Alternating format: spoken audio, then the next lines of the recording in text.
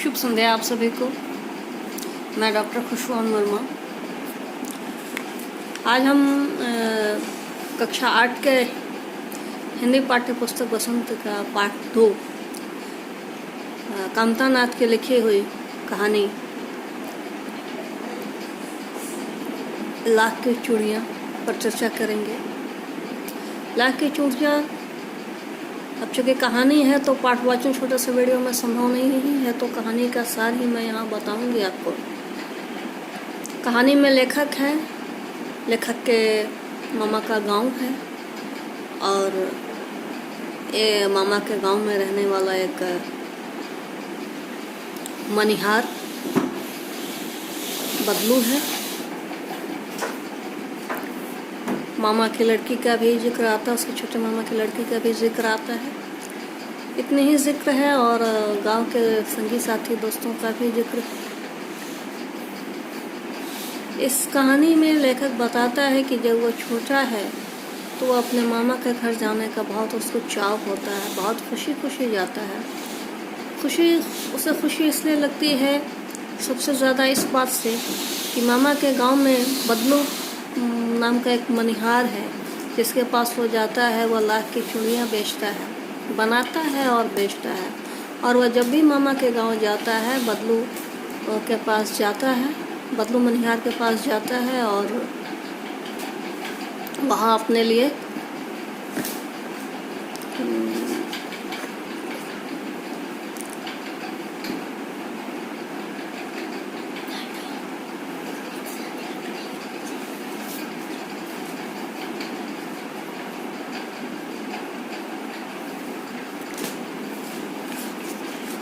बदलू मनिहार उसे खाने को आम भी देता है। लाख की गोलियों से छोटी छोटी गोलियां सुंदर सुंदर बनाकर भी देता है।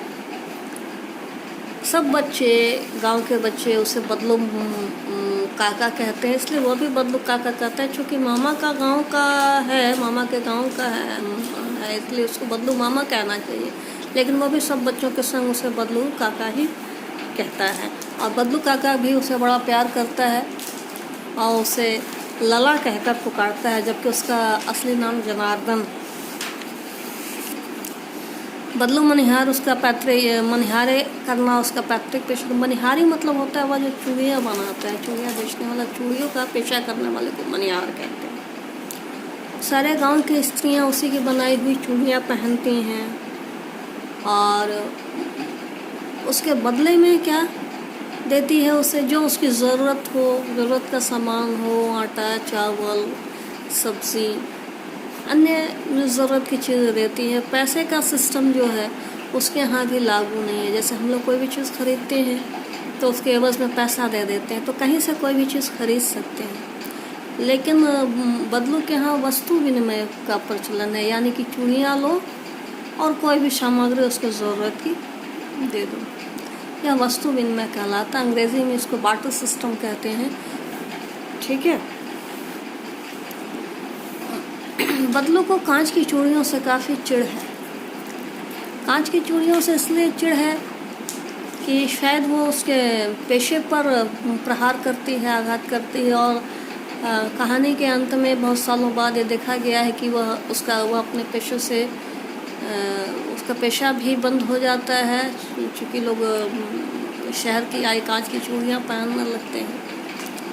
और कांच की चूड़ियाँ लाख की चूड़ियों से बहुत ज़्यादा अट्रैक्टिव और सुंदर भी होती हैं। ठीक, यही क्रम चलता है। काफ़ी दिनों के बाद एक बार जब लेखक का यानी जनार्दन का अपने मामा के यहाँ जाना होता है तो उसे याद नहीं रहता, बचपने वाली बात तो रहती नहीं, गोलियों का शौक़ रहता नहीं कि वो बदलूं। लेकिन कुछ दिनों बाद जब अचानक उसके मामा की छोटी लड़की गिर जाती है, उस आंगन में पैर फिसल जाता है, चूड़ी उसके कांच की चूड़ी वो पहनी होती है, उसके कलाई में वो घुस जाती है, तो उसे अचानक कांच की चूड़ियों से उसे अचानक बदलू काका का ध्यान आता है और वो उनके पास जाता है। वहाँ देखता क्या है कि वहाँ ना उनका चूल्हा जल रहा है, ना वो पुरानी सी चौकी है जिस पर बैठकर वो काम किया करते थे। अब तो वो बहुत बीमार हैं। उन्हें देखकर यह अंदाज़ा हो जाता है कि कांच की चूड़ियों ने लाख की चूड़ियों आपके पेट पर लात मारती है, लाख की चूड़ियाँ बनाने वाले के पेट पर लात मारती है। और उसे एहसास होता है कि यह तो मशीनी युग है, हाथ का कारीगर कहाँ तक इसमें सकेगा। मशीनी युग है, सब चीज़ें मशीन से बनती हैं, मशीन ज़्यादा जल्दी काम करती है, ज़्यादा सुंदर चीज़ें बनाती है, ज़्यादा डिज़ाइनर चीज़ें बनाती है, हम भी देखते हैं। और हाथ में अब केवल विधि व्यवहार वाली बात रह जाती है। लेकिन अब लोग बदलू की इज्जत भी नहीं करते।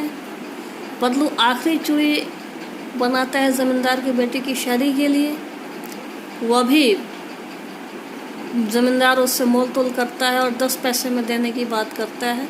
ये उसकी इज्जत को लग जाती है और वो कहता है कि नहीं, आपको मैं 10 पैसे में तो नहीं दूंगा, भले ही आप अपने शहर से चूड़ियाँ अपनी बेटी के लिए ले आओ। और वो चूड़ियाँ वो अपनी बेटी रज़ो को दे देता है पहनने के लिए। रज़ो उसकी बेटी है, वो पहनती है। और यह दिखता है जब जनार्दन, जब लेखक उसके घर जाता है, बेटी उसके लिए आम लेकर आती है। बहुत मुश्किल से वो लेखक को पहचान पाता है कि यह वही लला, वो उसे आम खिलाता है, बहुत प्यार से खाता है। और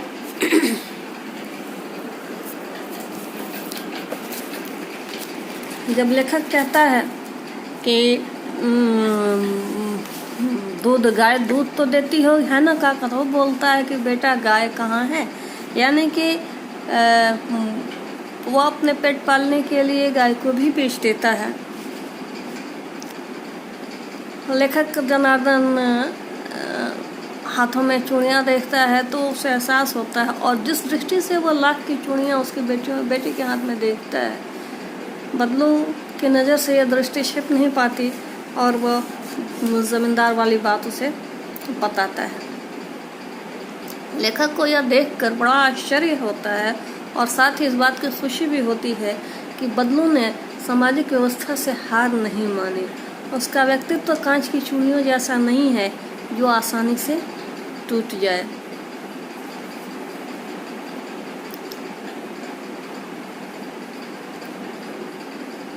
यह है कहानी लाख की चूड़ियाँ, जिसमें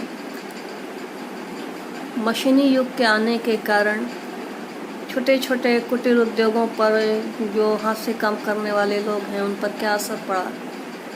क्योंकि उन्हें कोई पेशा आता नहीं, दूसरा अन्य पेशा, पैतृक पेशा ही पहले लोग अपनाया करते थे। पैतृक पेशा मतलब पिता से पुश्तनी पेशा जो परंपरा से पीढ़ियों से चला आ रहा है, जैसे दादा किया, परदादा किया, परदादा, दादा से बेटा, बेटा से भाई, बच्चे सब कर रहे हैं। दूसरा पेशा चूँकि उनको आता नहीं है इसलिए वो यही करते हैं। और अंत में जब मशीन का समय आ गया, मशीनी युग जिसे हम कहते हैं वो आ गया, तो इस व्यवस्था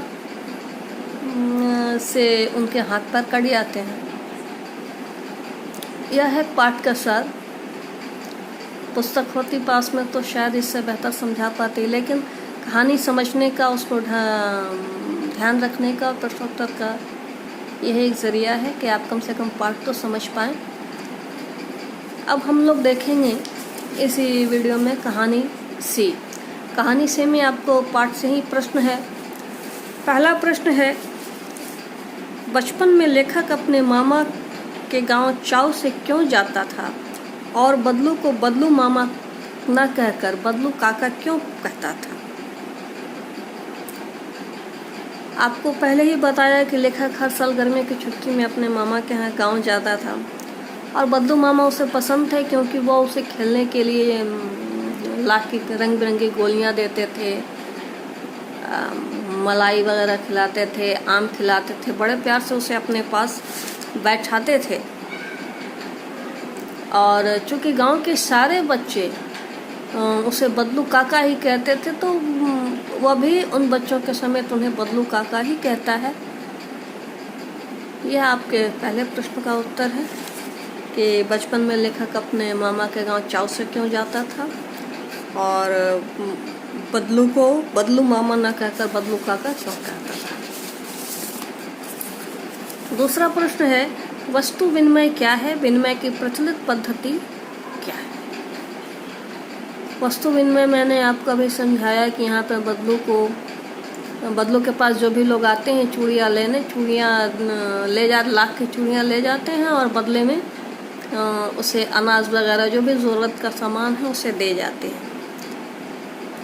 प्राचीन समय में जब रुपए का आविष्कार नहीं हुआ था, रुपए प्रचलन में नहीं था, उस समय वस्तु विनिमय पद्धति ही प्रचलित थी। इसमें वस्तु जिस व्यक्ति की जो आवश्यकता होती है वो सामान वो खरीद लेता है, वो उससे ले लेता है और अपना सामान उसे दे देता है। पैसे का प्रचलन नहीं था, जिस कारण से बहुत दिक्कत होती थी। जैसे मान लो कि मेरे पास आलू है, तुम्हारे पास चावल है, तुम्हें आलू की ज़रूरत है, मुझे चावल की ज़रूरत है, तभी हम एक दूसरे से वस्तु विनिमय कर सकते थे। अगर तुम्हें चावल की ज़रूरत है और मेरे पास आलू है, तुम्हें आलू नहीं चाहिए, चावल ही चाहिए, तो फिर तुम्हारा हमसे वस्तु विनिमय, हमसे व्यापार, हमसे लेन देन संभव नहीं है। तो इस तरह काफ़ी दिक्कत होती थी। आज क्या होता है, रुपए के प्रचलन से हम कहीं भी जाकर कुछ भी खरीद लेते हैं। पैसा दिया, किसी भी दुकान में कोई भी चीज़ खरीद, ये बाध्यता नहीं है कि हम पैसा दें, मतलब हमारे पास वो सामान होगी तभी हम किसी और के पास से वो सामान लेंगे। तो पैसे के चलन से काफ़ी आसानी हो गई है। और चूँकि वस्तु विनिमय पद्धति बहुत ही अप्रचलित है, अब इसकी मान्यता नहीं रही। रुपए पैसे के प्रचलन के आने से वस्तु विनिमय पद्धति अव्यावहारिक हो गई और प्रचलन से हट गई। तीसरा प्रश्न है, मशीनी युग ने कितने हाथ काट दिए हैं? इस पंक्ति में लेखक ने किस व्यथा की ओर संकेत किया है? मशीनी युग ने ग्रामीण भारत के कुशल कारीगरों को बेरोजगार कर दिया। मशीन आया, ज़्यादा कम समय में ज़्यादा सामानें बनने लगी, लोगों की कम ज़रूरतें होने लगे। उसमें मशीन काम करता था तो बहुत ज़्यादा लोगों की ज़रूरत नहीं होती थी, तो लोगों का रोज़गार घट गया। और जो लोग घर में अपना पैतृक पेशा, पुश्तैनी पेशा अपना कर काम करते थे, वह भी ख़त्म हो गया। ऐसी परिस्थिति में जो घर बैठे पुश्तैनी काम कर रहे हैं, पुश्तैनी पेशा अपनाए हुए हैं, वे लोग बेरोजगार हो रहे हैं। अगला प्रश्न है, बदलू के मन में ऐसी कौन सी व्यथा है जो लेखक से छिपी न रह सके? बदलू नए समय में मशीनी युग में बेरोजगार हो चुका है। उसके पास अब लाख की चूड़ियों का खरीदार कोई नहीं रहा। सभी कांच की चूड़ियाँ विभिन्न वैरायटीज़ की होती हैं, मशीनों में बनकर आती हैं, आकर्षक होती हैं, तो लोग कांच की चूड़ियाँ ज़्यादा पसंद करते हैं। और अपना और कोई रोज़गार नहीं होने से बदलू बेरोज़गार हो गया। और यह व्यथा, यह जो उसकी तकलीफ़ है, यह लेखक से छिपी नहीं रह पाती। पांचवा प्रश्न है, मशीनी युग से बदलू के जीवन में क्या बदलाव आया? उपरोक्त सभी प्रश्नों के विवेचन और पाठ के विवेचन के उपरांत हम यह बेहतर समझ पा रहे हैं कि मशीनी युग के कारण बदलू के पास कोई रोज़गार अपना नहीं रह गया। जिस पेशे से वो सम्मानपूर्वक जीवन व्यतीत करता था, वह पेशा उसे गरीबी की कगार पर पहुंचा जाता है। अच्छी खान पान व्यवस्था न होने के कारण, चूँकि कमाई नहीं है तो अच्छी खान पान की व्यवस्था भी नहीं है, वह बीमार हो जाता है, उसे दमा पकड़ लेता है। समाज में अब उसकी कोई इज्जत नहीं होती, क्योंकि सभी लोग पैसे के मोल पर सब कुछ खरीद लेते हैं। अब व्यक्ति की इज्जत नहीं रही। पैसा जब से प्रचलन में आया, लोगों ने व्यक्ति की इज्जत करना छोड़ दिया। कुल मिलाकर हम कह सकते हैं कि मशीनी युग ने बदलू जैसे कुशल कारीगरों को बेरोजगार कर दिया। ठीक है, आज की चर्चा यहीं समाप्त होती है। लाख की चूड़ियाँ पाठ भाग 2 में हम लोग भाषा संदर्भ पर चर्चा करेंगे, भाषा की बात पर। धन्यवाद।